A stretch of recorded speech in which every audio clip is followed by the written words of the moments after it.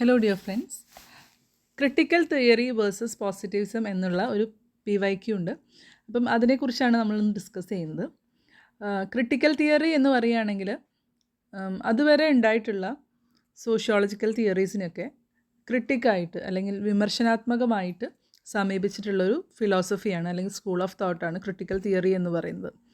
Positivism എന്ന് പറയുന്ന scientific മെത്തേഡായിരുന്നു അത്രയും കാലം സോഷ്യോളജി അംഗീകരിച്ചിട്ടുണ്ടായിരുന്നു. അപ്പോൾ അതിനെ നിശിതമായിട്ട് വിമർശിച്ചുകൊണ്ട്, എക്സ്പെഷ്യലി മാർക്സിയൻ തിയറീസ് റീഡിഫൈൻ ചെയ്തുകൊണ്ടൊക്കെയാണ് ക്രിട്ടിക്കൽ തിയറി മുന്നോട്ട് വന്നിട്ടുള്ളത്. അപ്പോൾ അതിൻ്റെ ചരിത്രവും അതിൻ്റെ ഡീറ്റെയിൽഡ് ആയിട്ടുള്ള വീഡിയോ ഒക്കെ നമ്മൾ അപ്ലോഡ് ചെയ്തിട്ടുണ്ട്, അത് കാണാം.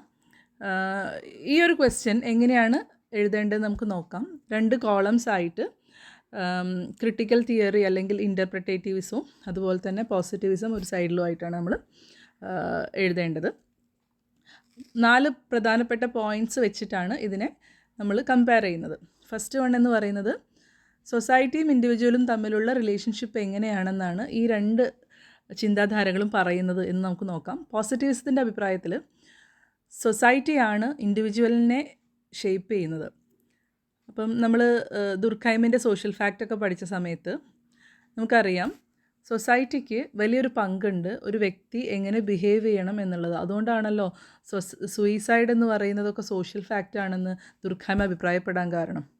ഓക്കെ, അപ്പം സൊസൈറ്റി വലിയൊരു ഫോഴ്സ് എക്സേർട്ട് ചെയ്യുന്നുണ്ട്, ഒരു കൊയേഴ്സീവ് ഫോഴ്സ് എക്സേർട്ട് ചെയ്യുന്നുണ്ട് ഒരു വ്യക്തിയുടെ സ്വഭാവ രൂപീകരണത്തിൽ, അല്ലെങ്കിൽ ഒരു വ്യക്തി എങ്ങനെ ആക്ട് ചെയ്യണം എന്ന് നോംസും സോഷ്യൽ ഫാക്റ്റും ഒക്കെ മുഖാന്തരം ഒരു വലിയൊരു കൊയേഴ്സീവ് ഫോഴ്സായിട്ട് സൊസൈറ്റി ആക്ട് ചെയ്യുന്നുണ്ട് എന്നുള്ളതാണ് പോസിറ്റിവിസം പറയുന്നതെങ്കിൽ ഇൻ്റർപ്രിറ്റേറ്റീവിസം അങ്ങനെയല്ല പറയുന്നത്.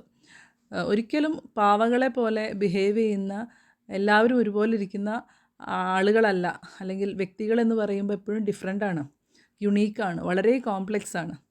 ഒരു ഒബ്ജക്റ്റീവ് റിയാലിറ്റീനെ തന്നെ വ്യത്യസ്തമായിട്ടുള്ള രീതിയിലാണ് ഓരോ ഇൻഡിവിജ്വൽസും എക്സ്പീരിയൻസ് ചെയ്യുന്നതും നോക്കിക്കാണുന്നതും അതിന് പ്രതികരിക്കുന്നതും. അതുകൊണ്ട് തന്നെ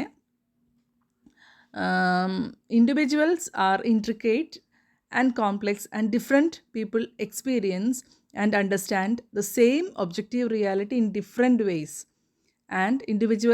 and have individual reasons for their actions. ഓരോ ആക്ഷൻസിനും ഇൻഡിവിജ്വൽസിന് അവനവൻ്റേതായിട്ടുള്ള റീസൺസ് ഉണ്ട്, കാരണങ്ങളുണ്ട് എന്നുള്ളതാണ് ഇൻ്റർപ്രിറ്റേറ്റീവ്സും പറഞ്ഞു വയ്ക്കുന്നത്.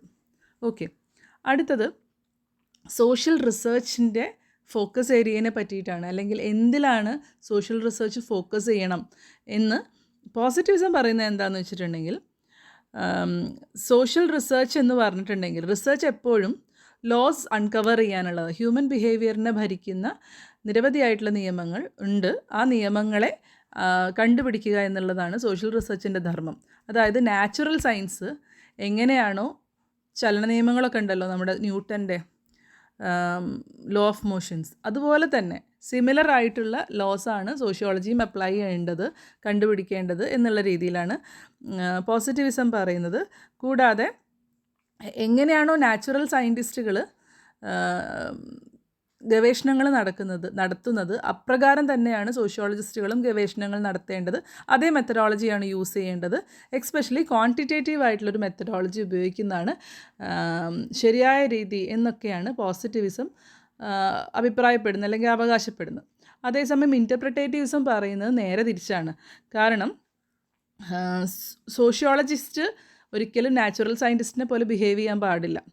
സോഷ്യോളജിസ്റ്റിൻ്റെ റിസർച്ച് എപ്പോഴും ഒരു വ്യക്തിയുടെ, റെസ്പോണ്ടൻറ്റിൻ്റെ ജീവിതത്തിലേക്കുള്ള ആഴത്തിലുള്ള പഠനമാണ്, ഇൻഡെപ്ത് ആയിട്ടുള്ള ഒരു പഠനമാണ് സോഷ്യൽ റിസർച്ച് എന്ന് പറഞ്ഞിട്ടുണ്ടെങ്കിൽ.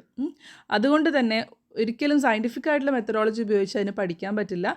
നോൺ സയൻറ്റിഫിക് ആയിട്ടുള്ള മെത്തഡോളജി ഉപയോഗിക്കുകയും എപ്പോഴും ക്വാളിറ്റേറ്റീവ് മെത്തേഡ്സ് പ്രിഫർ ചെയ്യുകയും വേണം എന്നാണ് ഈ ഒരു ഇൻ്റർപ്രിറ്റേറ്റീവ്സും അഭിപ്രായപ്പെടുന്നത്. ഓക്കെ, ഇനി പ്രിഫേർഡ് റിസർച്ച് മെത്തേഡ്സ് എന്തൊക്കെയാണെന്ന് നോക്കാം. പോസിറ്റിവിസത്തിൽ എപ്പോഴും ക്വാണ്ടിറ്റേറ്റീവ് മെത്തേഡ്സ് ആണ്, അല്ലെങ്കിൽ വളരെ സയൻറ്റിഫിക് ആയിട്ടുള്ള മെത്തേഡ്സ് ആയ official statistics, social surveys, questionnaires, structured interviews, ഇതൊക്കെയാണ് പ്രധാനമായിട്ടും പോസിറ്റിവിസം ഉപയോഗിക്കുന്നതെങ്കിൽ ഇൻ്റർപ്രിറ്റേറ്റീവ്സം പറയുന്നത് ക്വാളിറ്റേറ്റീവ് മെത്തേഡ്സ്, അതായത് personal documents, participant observations, unstructured interviews, അതുപോലുള്ള മെത്തേഡ്സാണ് ഉപയോഗിക്കേണ്ടത് എന്നാണ്. ഓക്കെ. അതേസമയം ഇനി കീ ടേംസ് എടുത്ത് നോക്കുകയാണെങ്കിൽ objective, detachment, trends, comparison, correlation, causes, generalisability, അതുപോലെ തന്നെ സയൻറ്റിഫിക്, ഇങ്ങനെയുള്ള കാര്യങ്ങളൊക്കെ, അതായത് പക്ക സയൻറ്റിഫിക് ആയിട്ടുള്ള മെത്തഡോളജി എന്താണോ അവകാശപ്പെടുന്നത്, ഒരു റിസർച്ചിലുണ്ട് എന്ന് അവകാശപ്പെടുന്നത് എന്തൊക്കെയാണോ അത് തന്നെയാണ് സോഷ്യോളജിക്കൽ റിസർച്ചിലുണ്ടെന്ന് പോസിറ്റിവിസം പറഞ്ഞു വയ്ക്കുന്നത്.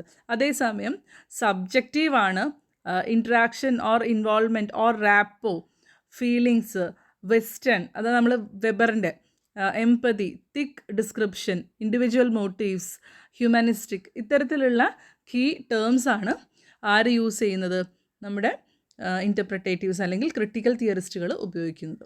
ഇതാണ് ഇവ തമ്മിലുള്ള ഒരു ഡിഫറൻസ് എന്ന് പറയുന്നത്. അപ്പോൾ ഈ ചോദ്യം ചോദിക്കുകയാണെങ്കിൽ നിങ്ങൾ ഈ ഉത്തരമാണ് എഴുതേണ്ടത്. ഇത് മാർക്കിനനുസരിച്ച് എക്സ്പ്ലെയിൻ ചെയ്ത് എഴുതുക. Thank you for watching.